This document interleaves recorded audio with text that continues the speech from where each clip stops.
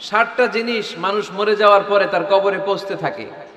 ইন্না মিম্মা ইয়ালহাকুল মুমিন মিন হাসানাতিহি বা'দা মাউতিহি, মানুষ মরে যাওয়ার পরেও যে 60টা জিনিস তার কবরে পৌঁছায় তার মধ্যে একটা হচ্ছে মসজিদান বানাহু, সে যে মসজিদ বানিয়ে গিয়েছে ওই মসজিদের সওয়াব। সুবহানাল্লাহ পড়েন।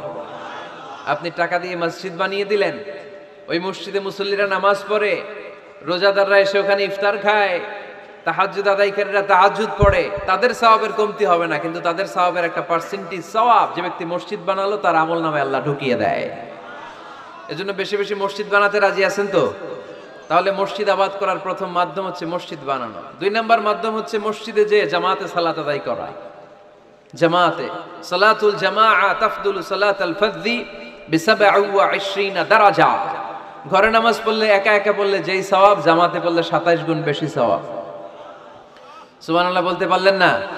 কি সুন্দর লিখেছেন কাজী নজরুল ইসলাম। মসজিদ কেমন যেন মসজিদ তার নিজের ভাষায় আল্লাহর কাছে কেঁদে কেঁদে ফরিয়াদ জানায়, আল্লাহ নামাজিরা আমার ঘরে আসে না, কি সুন্দর টাইলস, কি সুন্দর মুসল্লা, কি সুন্দর এয়ার কন্ডিশন, সব আছে কিন্তু মুসল্লি নাই, ঠিক কিনা? মসজিদগুলো আল্লাহর কাছে ফরিয়াদ জানায়। এজন্য আমরা যেন মসজিদমুখী হই। কি মুখী? আওয়াজ করে বলতে হবে, কি মুখী?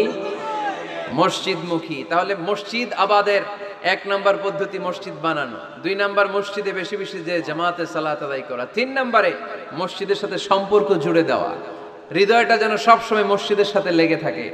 আল্লাহর হাবিব সাল্লাল্লাহু আলাইহি ওয়াসাল্লাম বললেন, সাবআতুন ইউযিল্লুহুমুল্লাহু ফি যিল্লিহি ইয়াওমা লা যিল্লা ইল্লা যিল্লু। 7 শ্রেণীর ব্যক্তিকে আল্লাহ তাআলা কিয়ামতের দিন আরশের নিচে ছায়া দিবে, যেদিন আল্লাহর আরশের ছায়া ছাড়া কোনো ছায়া পৃথিবীতে থাকবে না। সেই দিনটা কি এই দিনের মতো? কিয়ামতের দিনটা আজকের এই দিনের মতো হবে? 50,000 বছর হবে। এটা লেন্থ, এটা ডিউরেশন। কাআন সাফসাফা লা তারা ফিহা ইওয়াজা ওয়ালা আমতা, লেভেল প্লেইং ফিল্ড, তামার জমিন। একটু কল্পনা করেন তো ওই দিনটা কত ভয়ঙ্কর। বাবা ছেলেরে চিনবে না ওই দিন, ছেলে বাবারে চিনবে না, স্ত্রী স্বামীকে চিনবে না, স্বামী স্ত্রীকে চিনবে না, পীর সাহেব মুরিদ চিনবে না, মুরিদ পীর সাহেবকে চিনবে না, নেতা কর্মীকে চিনবে না, কর্মী নেতাকে চিনবে না। হায় হায়, ইয়া নাফসি ইয়া নাফসি বলে কাঁদবে। সূর্যটা মাথার কাছে চলে আসবে, সূর্যের তাপে মাথার মগজগুলো গলে গলে নাকের ছিদ্র আর কানের ছিদ্র দিয়ে টপ টপ করে বেয়ে বেয়ে পড়বে। তৃষ্ণায় মানুষগুলো পাগল পাড়া, জিহ্বাটা বের হয়ে নাভি পর্যন্ত ঝুলতে থাকবে। সেদিন সবাই পাগলের মতো ছুটতে থাকবে, কোনো ছায়া নাই আল্লাহর আরশের ছায়া ছাড়া। আল্লাহর হাবিব বললেন 7 শ্রেণীর ব্যক্তিকে আল্লাহ তাআলা আরশের নিচে ছায়া দিবেন। এর মধ্যে 1 শ্রেণীর ব্যক্তি রাজুলুন কলবুহু মুআল্লাকুন বিল মাসাজিদ, ওই ব্যক্তি যার হৃদয়টা সব সময় আল্লাহর মসজিদের সাথে লেগে থাকে। মসজিদের সাথে যার হৃদয় লেগে থাকে তাকে আরশের নিচে ছায়া দিবে কে? এজন্য মসজিদের সাথে যেন আমাদের হৃদয়গুলো লেগে থাকে। অনেকেই দেখবেন এত ভালো নামাজি, জোহর পরে টেনশন করে আসরটা কই পড়বো, আসর পরে চিন্তা করে মাগরিবের সময় আমি কোথায় থাকবো, মাগরিবের সময় টেনশন, ইস এশাটা হয়ে গেলেই তো শেষ। এরকম লোক আছে না নাই? এদেরকে সেই কঠিন ভয়াবহ দিনে আরশের নিচে ছায়া দিবে কে? তারপরে মসজিদ আমাদের 4 নম্বর পদ্ধতি মসজিদকে পরিচ্ছন্ন রাখা, মসজিদকে ঝাড়ু দেয়া। মসজিদকে যারা পরিষ্কার করে তাদের হৃদয়ের যন্ত্রণা দূর করে দেয় কে? সাইয়েদনা ইব্রাহিম আলাইহিস সালাম এবং ইসমাঈল আলাইহিস সালামকে আল্লাহ তাআলা আদেশ করেছেন, তাহহিরা বাইতিয়া লিত-তাইফিনা ওয়াল আকিফিনা ওয়ার রুকআইস সুজুদ। হে ইব্রাহিম ইসমাঈল, বাপ বেটা দুইজন মিলে মসজিদ ঝাড়ু দাও। কি ঝাড়ু দাও? মসজিদেরি ঝাড়ু বড়দার ও কামারে হাত শোনো আমারে মুনাজাত। পড়েন, শোনো শোনো ইয়া ইলাহি আমারে মুনাজাত, শোনো আমারে মুনাজাত। পড়েন আমিন। মসজিদ ঝাড়ু দেওয়া মসজিদ আবাদের অন্তর্ভুক্ত। আপনারা কেউ কোনোদিন মসজিদ ঝাড়ু দিয়েছেন নাকি? কে কে দিয়েছেন দেখি? সবাই? সবাই মসজিদের খাদেম? মাশাআল্লাহ। আমিও দিছি মসজিদ ঝাড়ু, অনেক দিছি। মাশাআল্লাহ, আল্লাহ তুমি কবুল করো। যাদের হৃদয়ে বড় জ্বালা, ফ্যামিলিতে সুখ নাই, শান্তি নাই, তারা হৃদয়ে প্রশান্তি আনতে চাইলে এতিমখানায় যাবেন, এতিমের মাথায় হাত বুলিয়ে দিবেন, এতিমের মুখে খাবার তুলে দিবেন, আপনার হৃদয়টারে নরম করে দিবে কে? আল্লাহর ঘর মসজিদে যাবেন, নিজ হাতে মসজিদটারে একটু পরিষ্কার করে দিবেন, আপনার জীবনটারে উজালা করে দিবে কে? তাহলে এগুলো করার মাধ্যমে আমরা মসজিদের আবাদ করতে চাই।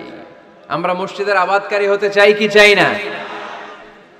আল্লাহর ঘর মসজিদ আবাদ করার মতো শ্রেষ্ঠ কাজ পৃথিবীতে হতে পারে না। এই মসজিদের কিছু আদব আছে, আল্লাহ রাসূল সাল্লাল্লাহু আলাইহি ওয়াসাল্লাম বলেছেন এই আদবগুলো মেনটেন করে যেন আল্লাহর ঘর মসজিদের সাথে আমরা ব্যবহার করি।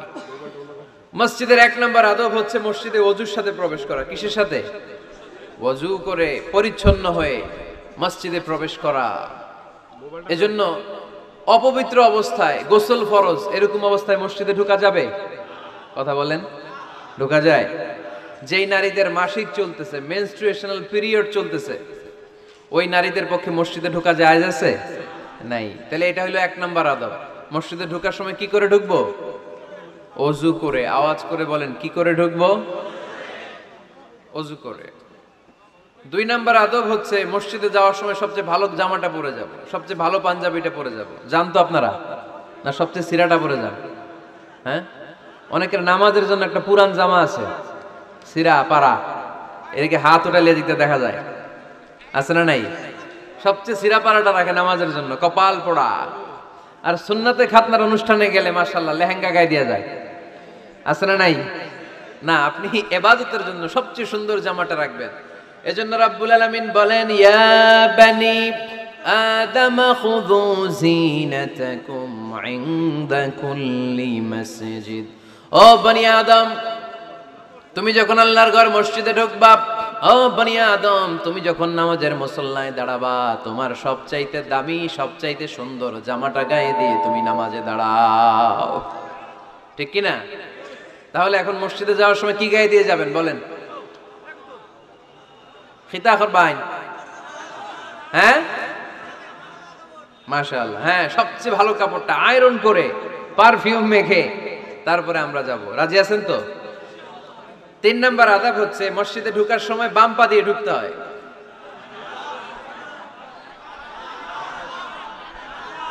কোন পা? আরো জোরে। এদেরকে গুতা মারা লাগে, নাহলে আওয়াজ বাড়ে না। এরকম ভলিউম টাইট করতে হয়, ভলিউম হাই করলে আর করে পারে, এমনি বলতে চায় না। আর ঘটনা কি? হ্যাঁ, খায় নাই। বদরের যুদ্ধ হয়েছিল রমাদানে, কোন সাহাবী খায় নাই, না খাইয়া একেবারে সাইজ করে দিছে কাফেরদেরকে। আমরা না খেলেও আমাদের হৃদয়ে ঈমানি শক্তি আছে না নাই? এই তো বোঝা যাচ্ছে ঈমানি শক্তি আছে। এতক্ষণ আছিল কই? তো মসজিদে ঢোকার সময় কোন পা দিয়ে? এগুলো মনে থাকে আমাদের? ভুলা যাই আমরা, খেয়াল থাকে না তো এগুলা? এত কিছু মনের মধ্যে রাখলে এগুলো মনে থাকবে কেমনে? মসজিদে ঢোকার সময় কোন পা? আরো জোরে। বেরোয়ার সময় কোন পা? মনে থাকবে? মসজিদে যখন ঢুকবেন ডান পা দিয়ে ঢুকবেন, আর দোয়া পড়বেন, আউযু বিল্লাহিল আযীম ওয়া বিওয়াজহিল কারীম ওয়া সুলতানিহিল কদীম মিনাশ শাইতানির রাজীম। বিষ্ণু সাল্লাল্লাহু আলাইহি ওয়াসাল্লাম বললেন, যে ব্যক্তি মসজিদে ঢোকার সময় এই দোয়াটা পড়বে, শয়তান আফসোস শুরু করে, সে বলে, হায় হায়, আজকের দিনের জন্য, সারা দিনের জন্য তো তুই আমার ওয়াসওয়াসা থেকে বেঁচে গেলি, আজকের সারা দিনের জন্য তোরে আমি হারালাম, আজকের সারাটা দিন আল্লাহর পক্ষ থেকে প্রোটেকশন নিয়ে তুই বেঁচে গেলি, আজকের জন্য যা, কালকে তোরে আমি ধরবো। এজন্য এই দোয়াটা পড়ার দরকার আছে না? আউযু বিল্লাহিল আযীম ওয়া বিওয়াজহিল কারীম ওয়া সুলতানিহিল কদীম মিনাশ শাইতানির রাজীম। 4টা বাক্যের দোয়া। মুখস্থ করতে কষ্ট হলে যে ইউটিউবে চলে যাবে আজকেই, ওখান থেকে শুনে আপনারা মুখস্থ করে নেবেন, এই দোয়াটা পড়বেন। তাহলে ওই দিনের জন্য শয়তানের ওয়াসওয়াসা, টেম্পটেশন, প্রভোকেশন থেকে আপনি আল্লাহ তাআলার প্রোটেকশনে চলে গেলেন। সুবহানাল্লাহ পড়েন। তারপরে আল্লাহর হাবিব বললেন, ঢোকার আগে আমারে সালাম দাও। পড়বেন, আসসালামু আলাইকা আইয়ুহান নাবিয়্যু ওয়া রাহমাতুল্লাহি ওয়া বারাকাত।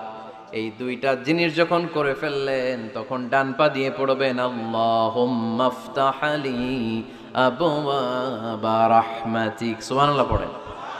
আল্লাহুম্মা ইফতাহ লি, ও আল্লাহ আমার জন্য তুমি খুলে দাও আবওয়াবা রাহমাতিক, তোমার রহমতের দরজা। তার মানে মসজিদে ঢুকলে রহমত পাওয়া যায় কি যায় না? মসজিদে ঢুকলে পাওয়া যায় রহমত, মসজিদের বাইরে রহমতের কথা আল্লাহ বলে নাই। মসজিদের ভিতরে রহমত। কোথায় রহমত? কোথায়? মসজিদের ভিতরে রহমত আছে না? তার প্রমাণ মসজিদে ঢুকলেই শান্তি লাগে কেমন জানি, আর ঘুমে ধরে। মসজিদে ঘুমাইছেন কারা কারা দেখি? সবাই ঘুমাইছেন? আরে আমি কত ঘুমাইছি। জুমার নামাজের সময় যে কি ঘুম আসে, আসে আসে, কমন পড়ছে, একেবারে কমন পড়ে গেছে। ঘুম আসে কারণ রহমতের ঝিরি ঝিরি বাড়ি ধারা আল্লাহ তাআলা আরশের উপর থেকে নাজিল করতে থাকেন, আর এই রহমতের কারণে হৃদয়টা প্রশান্ত হয়ে যায়, অনেকের ঘুমও চলে আসে, ঠিক কিনা?